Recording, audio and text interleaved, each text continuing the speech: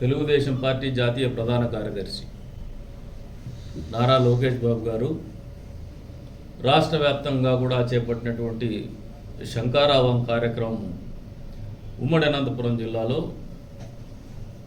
రేపటి నుండి దాదాపు 5 రోజుల పాటు ఉమ్మడి జిల్లాలో నిర్వహింపబడుతోంది. అందులో భాగంగా ఈరోజు సాయంత్రం పుట్టపర్తికి రావడం జరుగుతుంది.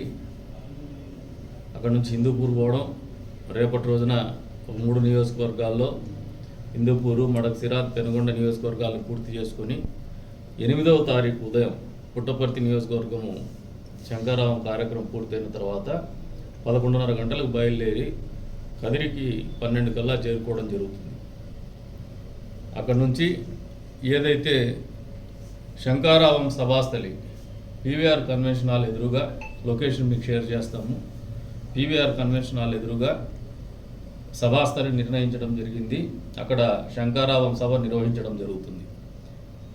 ఈ సందర్భంగా కదిరి నియోజకవర్గంలో ఉన్నటువంటి మండల పార్టీ కన్వీనర్లకు కావచ్చు, అదే రకంగా పట్టణాధ్యక్షులకు కావచ్చు, ఇతరత్ర కమిటీల్లో స్థానం ఉన్నటువంటి నాయకులందరికీ కావచ్చు, వివిధ హోదాల్లో పనిచేస్తున్నటువంటి తెలుగుదేశం పార్టీ నాయకులకు కావచ్చు, కుటుంబ సభ్యులకు కావచ్చు, అదే రకంగా ప్రత్యేకించి ఐటీడీపీ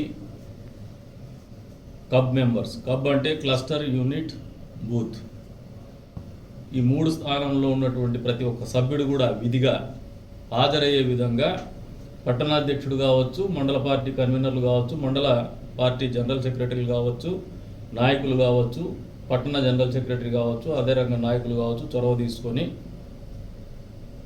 మొత్తం పూర్తి స్థాయిలో కేఎస్ఎస్ కుటుంబ సాధికారిక సమితి సభ్యులు కావచ్చు, వీళ్ళందరూ కూడా హాజరయ్యే విధంగా ప్రతి ఒక్కరూ చర్యలు తీసుకోవాలని చెప్పేసి అప్పీల్ చేస్తున్నాం.